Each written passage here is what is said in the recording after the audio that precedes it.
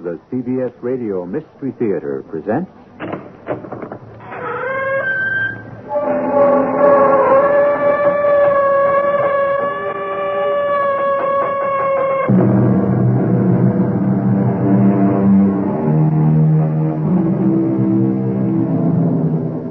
Come in. Welcome. I'm E.G. Marshall. Who was it that said, love is like the measles? You can only have it bad once. And the later in life you get it, the harder it goes. Well, there are those things that can only come once. True love, true fame. And it's better to know them when you're young and can live with them, because if you have to wait till you're old, all you can do is die with them. I love you, darling. And I am so happy. Really, you make me feel so wonderful. I want to devote my entire life to you. Eric, my darling. There's only one way I can describe you. Yes? You are out of this world. What did you say? Darling, what's the matter? What did you just say? I only said you were out of this world. How did you know? How did you know?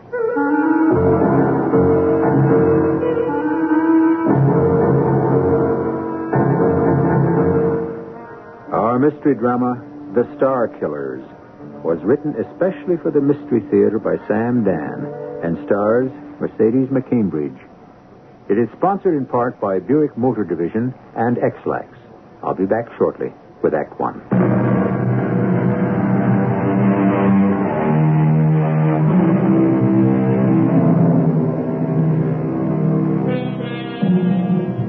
As long as rivers run down to the sea, or shadows touch the mountain slopes, or stars gaze in the vault of heaven, so long shall your honor, your name, your praises endure. Those words were spoken by a president of the United States, and they were said to Dr. Mary Jane Marisette at a reception in her honor when she won the Nobel Prize for Physics. What a year that was for Dr. Mary Jane Marisette. Wined, dined, toasted, interviewed, and then one day, Dr. Mary Jane Marisette simply disappeared. That is, she was no longer in the public eye, and everyone promptly forgot her. Today, our celebrities come and go so quickly they crowd one another off the stage. Once they disappear, well, in case you're interested, this is what happened to Dr. Mary Jane Marisette. We're in a sanitarium. How do you feel this morning? I feel resigned. Which means... My arms are folded. My eyes are closed. Your arms are folded, but your eyes are open. Well, that's only out of courtesy to you, Dr. Abelard, because I look at nothing. Dr. Marisette, I'm new on your case. Oh, yes.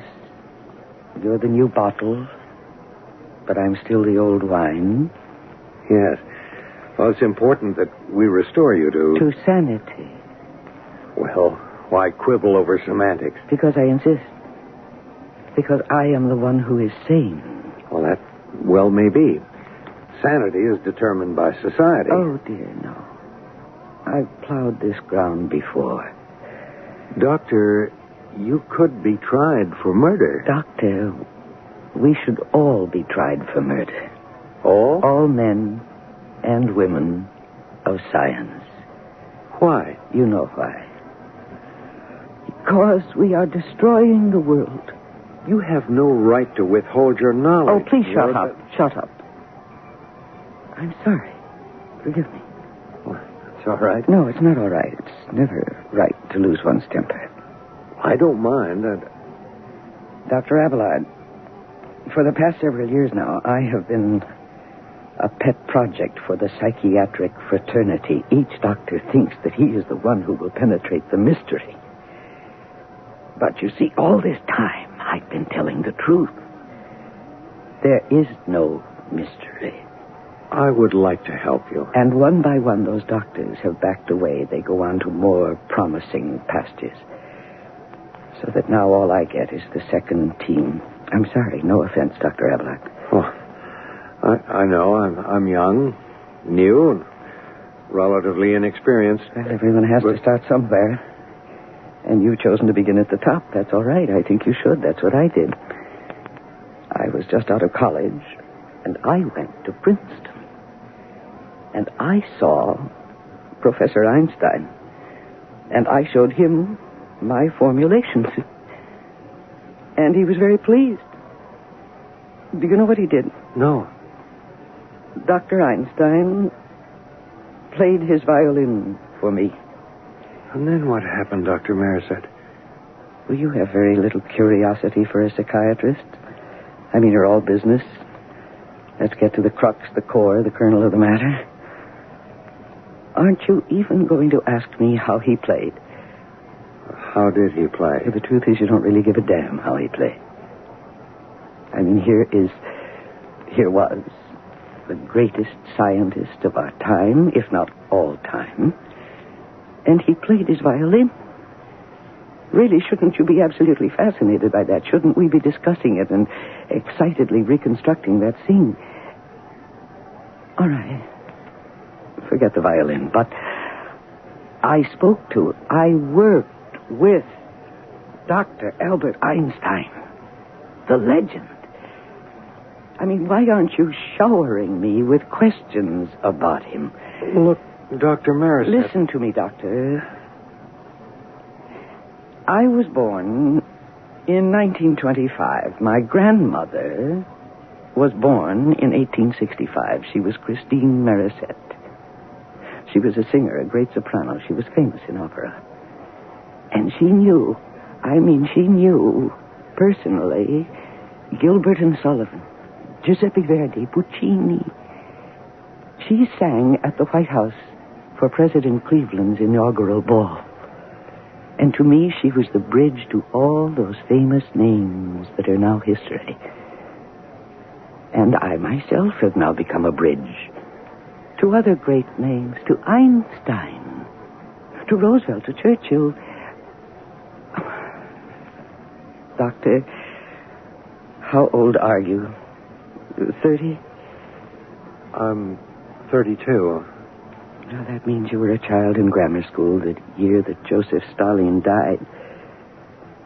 Oh, well. Now, what were we talking about?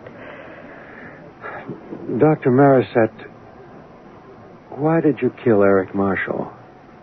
That is how you will have it. All I want you to do is face reality. Oh, reality, is it? That's another one in a class with sanity. If you will admit you killed Eric Marshall, if you'll understand why you killed him, you'll be able to come to terms with yourself and the world. Dr. Abelard, do you know why my name is Mary Jane? It was because of my father. His mother was the glamorous Madame Christine Marisette, and she was a most unhappy woman. So my father wanted me to be a plain Jane. And I wanted very much to please him. So instead of singing or dancing, I read books. I became fascinated by physics and mathematics. I became a female scientist, which means I had to be a very odd duck. I mean, would you believe, Doctor, that Eric Marshall was the first man who ever kissed me, and he was 44, and I was 41. Why did you kill him? Oh, please, will you stop asking that tiresome question? Dr. Marisette, I admire you. You talk about people who've become legends, but you're a legend yourself. Oh, if I were 20 years younger, or even 10. Oh, please, hear me out. I don't want to see you waste your life in a sanitarium. Why, would you rather I waste it on the outside? At least in here, I do no harm. Dr. Marisette, you're sitting on top of the world. Don't throw it away. Oh, I think that was before your time, that song, I'm Sitting on Top of the World. Oh, think, Dr. Marisette, think. But I remember it well. I'm sitting on top of the world. What is it? Oh, it's nothing.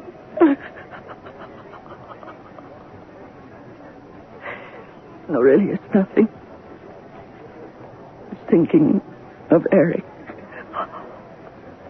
I'm just thinking about him on our first date.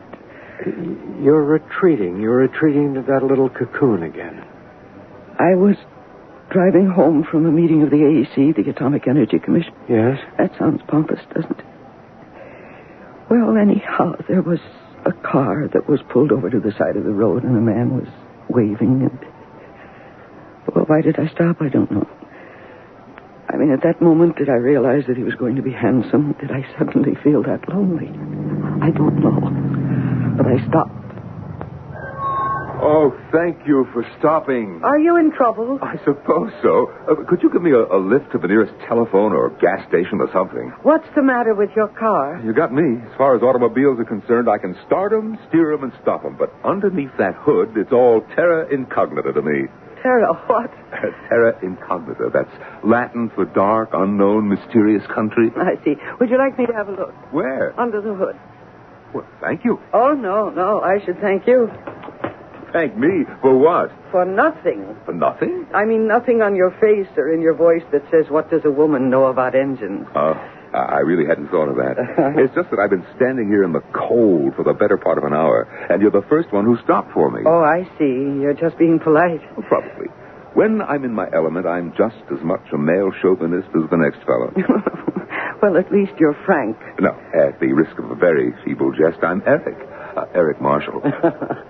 Now, will you get behind the wheel and try to start it? It won't do any good. Been trying for an hour. However, what did you say your name was? Mary Jane. No, don't do that. You're running down the battery. You're abusing the motor. Abusing the motor. That's rather anthropomorphic, isn't it? Ascribing the qualities of life to inanimate objects. Oh, who really knows what life is? Yeah. Mary Jane what? Oh, Marisette. Then why is that name familiar? Do you know what's wrong with your car? No. Nothing. You're out of gas. Mary Jane Marisette. I remember reading that name. It scans like poetry. It sings like music. I'll give you a lift to the nearest service station. You are the atomic scientist. You won the Nobel Prize for Physics. You'll get a 5-gallon can of gas, and then you'll pour it into the gas tank. Do you know where the gas tank is? No, I'm not sure. I'll drive you back. You know, I always dreamed of winning a Nobel Prize. For what? Literature. But the fact is, I'm not good enough. Oh, you shouldn't say that. I'm sure you're a very good writer. Yeah. Well, maybe I'll never win the Nobel Prize, but there's one way I can have it in my house. What's that? Get married. Oh, my dear sir, we hardly know each other. We won't really know each other until it's all over. Until what is all over? Life. It takes years and years, and then at the end, we'll sit down together and say, will you marry me? That's a very serious request. Well, I'm giving it very serious consideration. I mean, it's a proposal of marriage. And whether it's serious or frivolous, false or sincere, the fact is it is the first one I have ever received. You are joking. Are you joking? I cannot believe that this is your first proposal. I mean, you're an extremely attractive woman. Well, very few eligible men ever get this close to me. I mean, most of my time is spent with important and elderly scholars. I think it's remarkable. Well, I'm afraid I'm an institution, and an institution is admired and respected, but is hardly a love object. Shouldn't we be getting your gasoline? We should be getting dinner. I've just discovered something. I love you. And we are going to be married. We are? Oh, we'll go through certain ritualistic procedures. We'll go to dinner, theaters, concerts, parties, outings. We won't celebrate the marriage right away. We'll wait a decent interval. Do you have any objections? Oh, I certainly do. Name one. Why do we have to wait?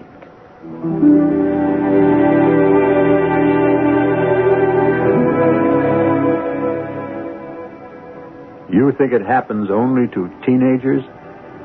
It happens to everybody. And if you want the true facts of life, The older you are, the faster it happens. Well, let's reflect. We spent the first act getting to know about her, Dr. Mary Jane Marisette. Now, who is Eric Marshall? And why is she being accused of murdering him? So far, it looks very cozy and warm. Well, there will be another temperature reading in just a few minutes, when I shall return with Act 2.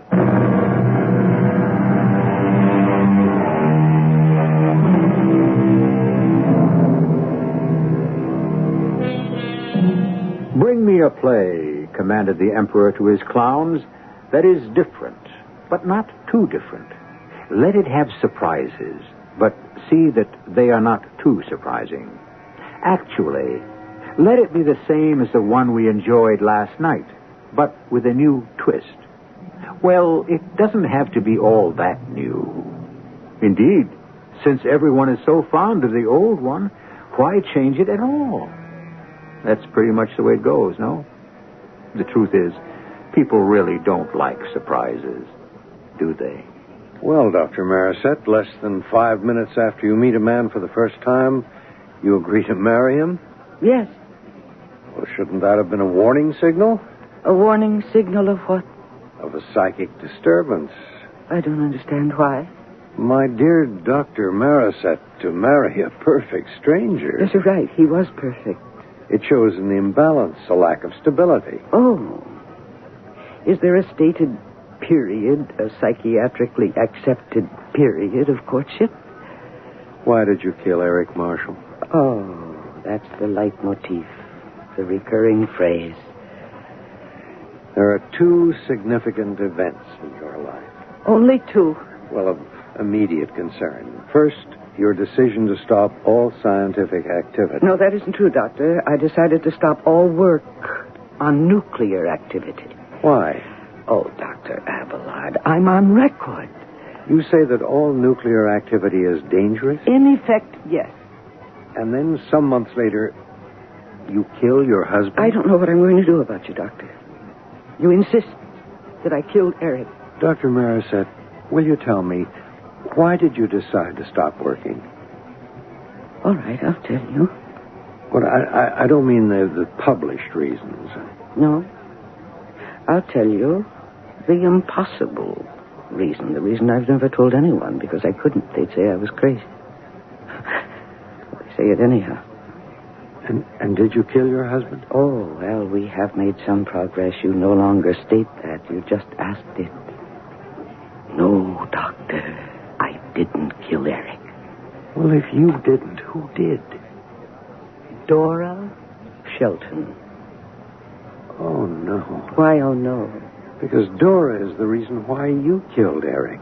He was having an affair with her, and you were jealous. Yes, that's the story that Dora and her accomplices were very careful to create. Create? Accomplices? You make this sound like a plot. That's what it was. It was a plot. A plot. To seize the world. Goodness, I just thought of how that must sound. But that's true. And that's the only way to say it. A plot to seize the world? Is Dora in the employ of a foreign power? No, it's nothing like that. Doctor, there are people from... Oh, this is going to sound... But I have to say it. There are people from space. From another solar system. That's impossible. There you go. You forget everything I ever told you about the impossible. Well, all right. Is there a way to prove it? Oh, yes. How? You see that cigarette lighter of yours? Yes.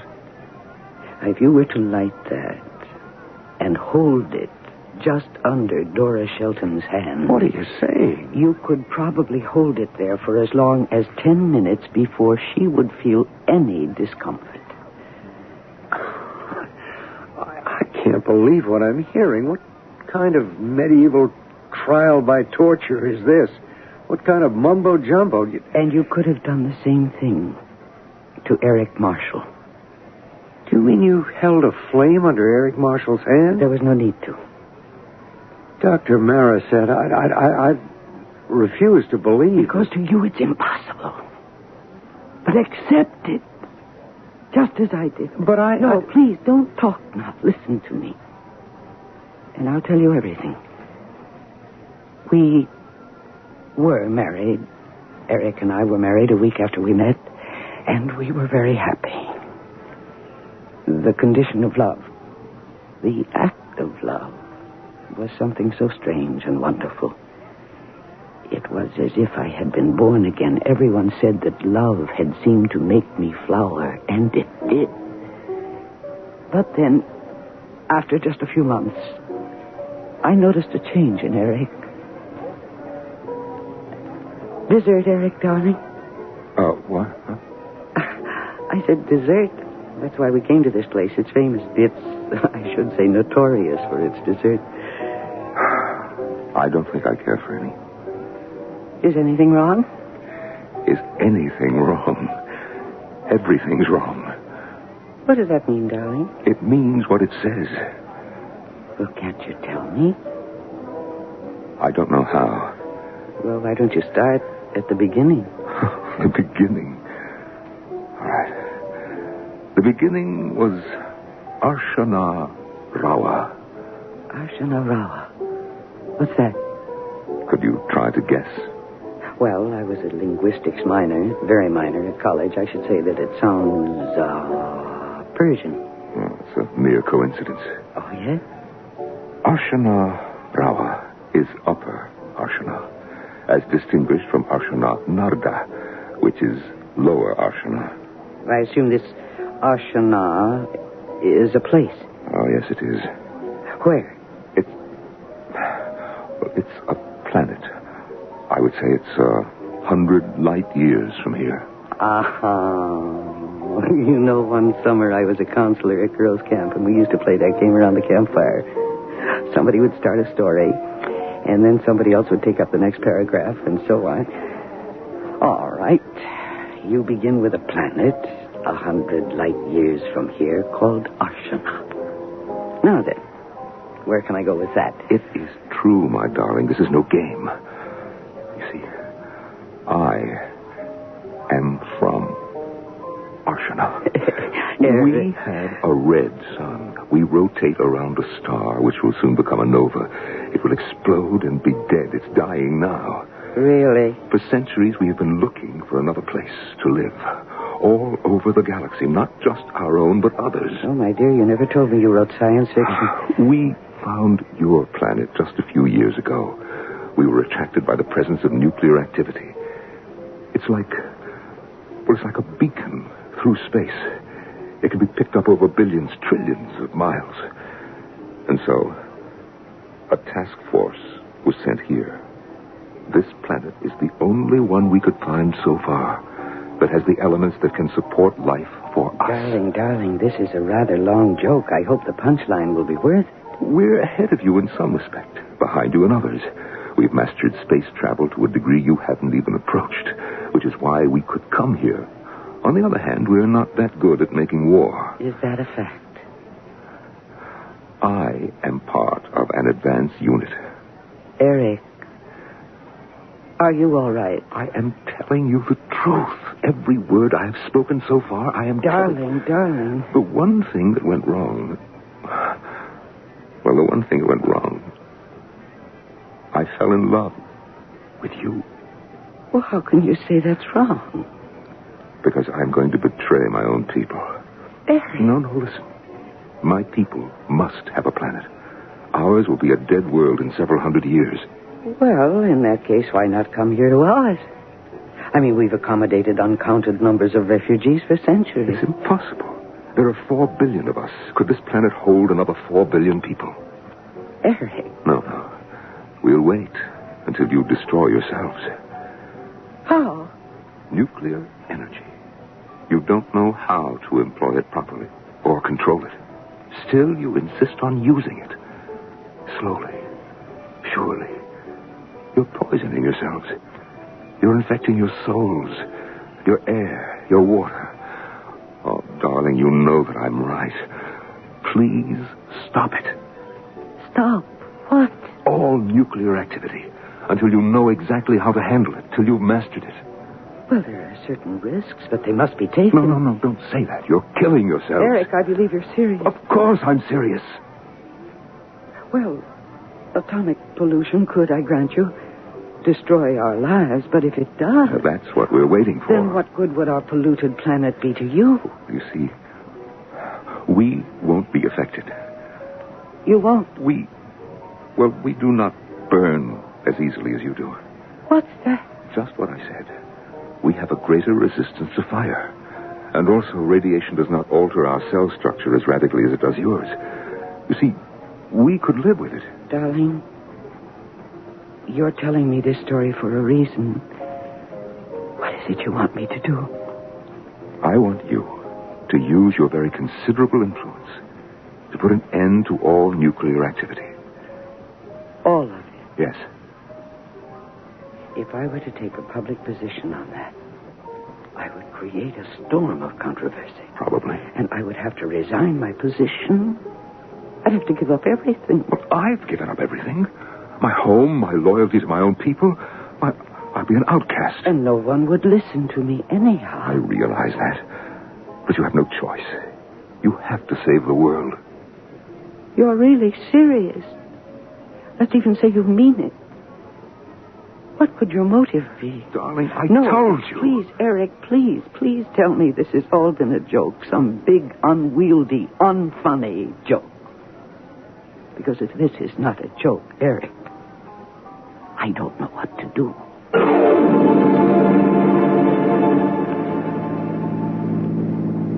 Mary Jane? Yes. Oh, I thought you were asleep. You hadn't said a word all the way home. No. But I haven't been sleeping. I've been thinking. Oh, dearest, I wish I'd known how to tell you all this differently. Oh, my, what's that? Better get over to the curb, fire engines. Oh, I wonder where they're going. Hey, look. They're turning the corner, going down the block. Eric, it's our house. Oh, our house is on fire. Look at our house, Eric. It's in flames. Well, how did it happen? I don't know. Our house is burning, Eric. Where are you going? My papers, all my work, I can't let them burn. I can't let them be destroyed. No, you can't go in there. My personal papers, Eric, I have to save them. You stay here. Stay, I said. Oh, no, Eric, don't you go. No, you'll be killed. Oh, somebody stop him. Stop him.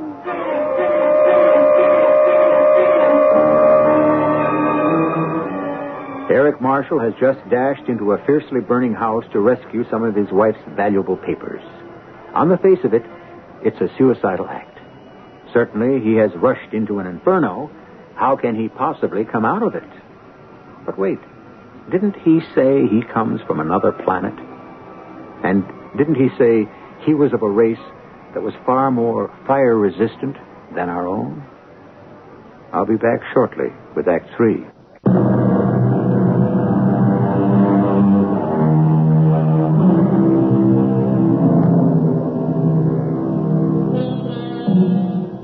Accept the impossible. This is the slogan for all who would advance the cause of learning. Accept the impossible. Live with it. And soon it becomes the everyday, the familiar. It was always impossible to transplant a human heart, to break the umbilical cord of the planet Earth, except for those who accepted the impossible and made it happen. And Dr. Marisette has also accepted the impossible as it concerns her husband, Eric Marshall. He ran into that burning house, Dr. Abelard, into that raging inferno. And in just a few moments, he came out of it unharmed, with a box of my precious papers in his arms. Well? What do you mean, well? Well, what? There were witnesses, Doctor. The best witnesses you could ask for, the policemen, the firemen, the down-to-earth practical people. Well, perhaps the fire seemed to be worse than it actually was. A few moments after Eric emerged from those flames, the house collapsed. It was a total ruin. Yes. Well, there's some things we simply cannot explain. Yes, but we can explain this. How? Eric is from another world. His body, his tissues, have a greater resistance to fire than ours do. They have a much higher flash point. You can't dispute the evidence.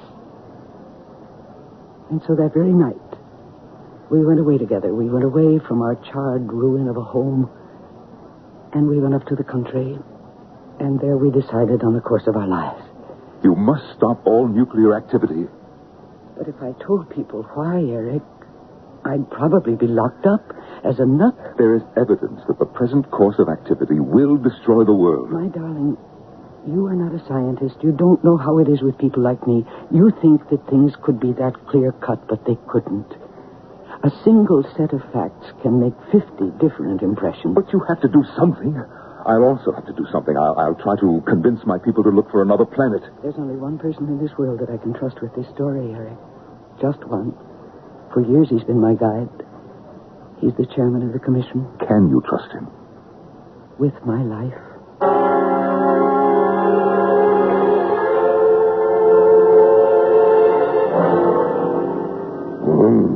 Have you told me everything, Mary Jane?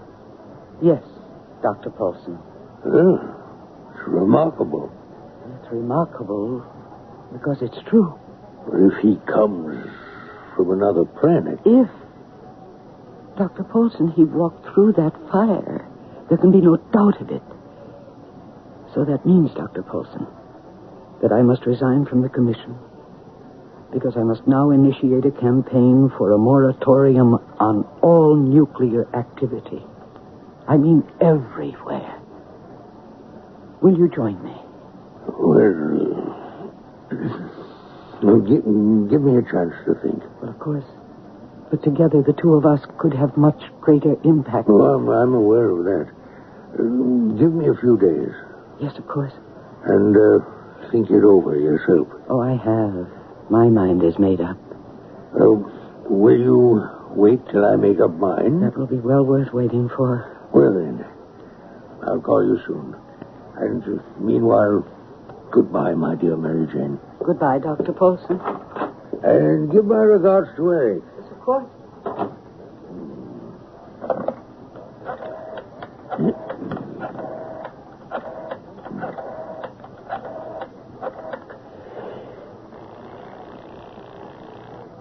Hello? Dora, this is Dr. Paulson. Yes, Doctor. We have a problem. I know. With Eric Marshall. How did you know? He spoke with me About what? about abandoning this planet for colonization. What did he tell you? Nothing. I was about to report it to you. Well, yes. Keep seeing him as often as you can. Yes. Keep listening. Say nothing definite. Yes. Arrange to meet him in a motel room. Yes. We can't afford to have her come out against nuclear activity. She has to be sidetracked somehow. And we have to eliminate Eric. I think perhaps we can handle both matters in a single action. I came as quickly as I could, Dr. Paulson. Yes. Well, but please sit down. What I have to say isn't going to be easy. You mean you've reached a decision? Well, it has to do with Eric. Ordinarily, I would never discuss a man's actions with his wife. But the problem of Eric's credibility suddenly has become a matter of cosmic importance. Eric's credibility? Either Eric is telling you the truth, or he isn't. But I've already said that he... It all comes down to that, doesn't it? Yes. But I saw Eric walk through those flames. Well, there can be all kinds of explanations for that. In other words, you don't believe Eric. Oh, I'd like to. This is the part that hurts. Do you know a woman named Dora Shelton? No. She's lovely. Well, what does this Dora show? Eric is having an affair with her. Oh, that's impossible. Why is it impossible? Well, because... Because you don't want to believe it. No, because I know it isn't true. Because I know Eric loves me. I had Eric watched. You had no right to. There's too much riding on Eric. He's been seeing this Shelton woman. I don't believe that. We have times and places. We have witnesses. Excuse me. Dr. Paulson here. Yes? Where? I see. Thank you. That was our detective. Eric and Dora Shelton are in a motel room off the turnpike. No. Oh, no. Mary Jane, my dear, I'm sorry. Here, let me help you. Oh, you're right. Let me give you a drink of water. Oh, really, I'm all right. Here, drink this. You'll feel better. What is it? Oh, just something to steady your nerves. Drink it. You'll feel better. Thank you, Dr. Bolton. What am I going to do? Face him with it. I can't. Don't you see, dear? Don't I see what? Why he's unfaithful. Why is any man unfaithful? He wants to get back at his wife. Why does he want to get back at you? He's 15 years younger. 5. We checked his records. Why would a man marry a woman 15 years older? Because he fell in love with me. Especially a man who's very attractive with women. Well, that's all part of his record. Why did he marry you? Why did he marry me? I suppose it was to get the Nobel Prize. He admitted that. He said the only way I'll ever have one in my house is to marry. He made up his story to get you embroiled in controversy that would certainly diminish your popularity. Dr. Paulson, I thank you. It was a ridiculous story, now that you make me think of it. I'm sorry. I just wish there was something I could do for you. Oh, there is. Yes, there is. Would you please give me the name of the motel? Oh, does it matter? Yes. What good would it do? Well, I'm not going there to do good. My dear, surely you're not thinking of violence. Perhaps a little verbal violence. You're a scientist. I'm also a woman, Doctor. Tell me the name of the motel.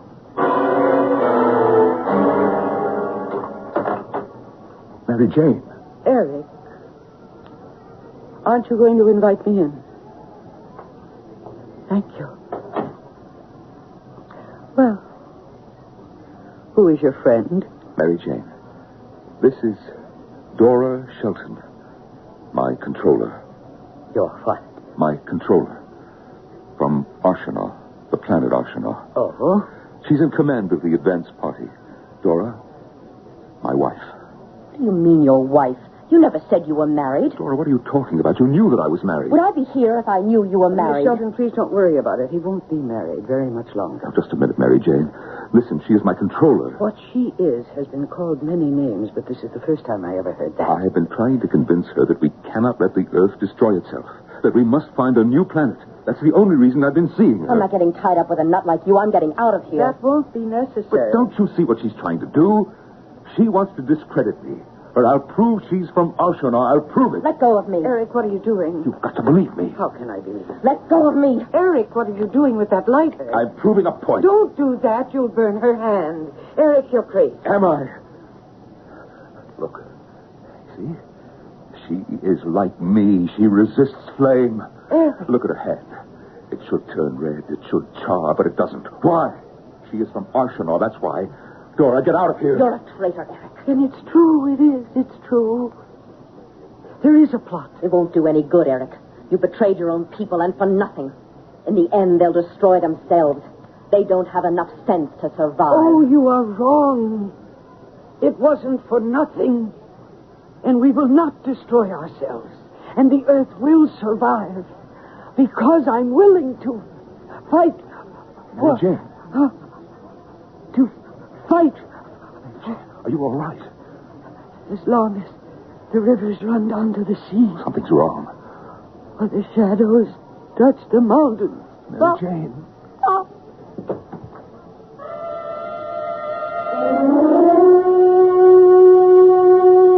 Or stars gaze out in the vault of heaven. Dr. Marisette. Every now and then, I recall those words. What the President of the United States said to me. That was quite an occasion.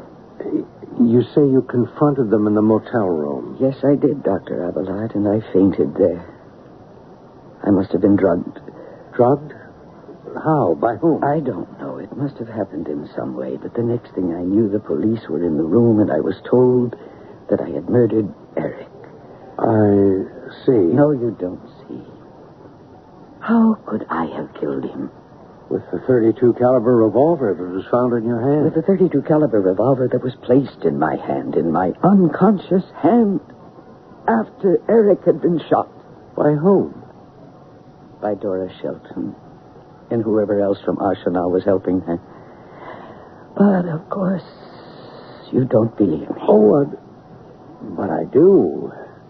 You're not just saying that. I believe it. Do you? That's good. Because I'm not sure that I do. You don't believe it? I don't know what to believe anymore. I am so tired. I want to rest. I want to sleep. The only time I can be with Eric now is when I sleep. Will you excuse me? Yes, of course. You come back tomorrow. Please. Promise. I promise. So long will your honor, your name, your praises endure.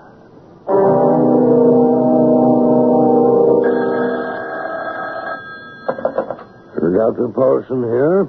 It's Dr. Abelard. Dr. Marisette can no longer be taken seriously as a threat to our position here. Thank you, Dr. Abelard. She might have been quite dangerous. That's over. The inhabitants of this earth can be relied upon to destroy themselves, quite possibly before the end of the present century. What do you think, Doctor? I think it's a reasonable estimate, Doctor.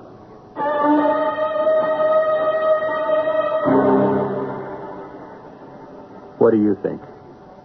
Can we be relied upon to destroy ourselves? You must admit there are times when it looks as if that's what we're determined to do. But always there's been a miracle to save us, just in the nick of time. Can we depend on a miracle this time?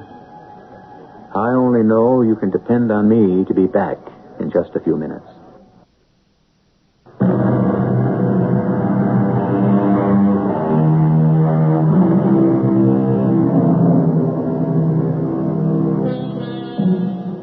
Will man destroy himself?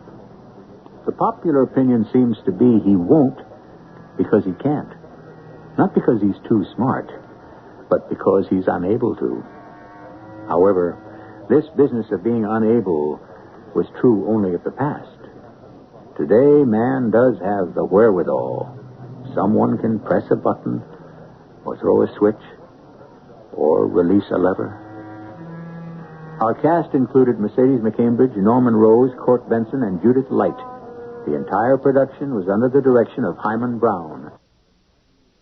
This is E.G. Marshall inviting you to return to our Mystery Theater for another adventure in the macabre. Until next time, pleasant dreams.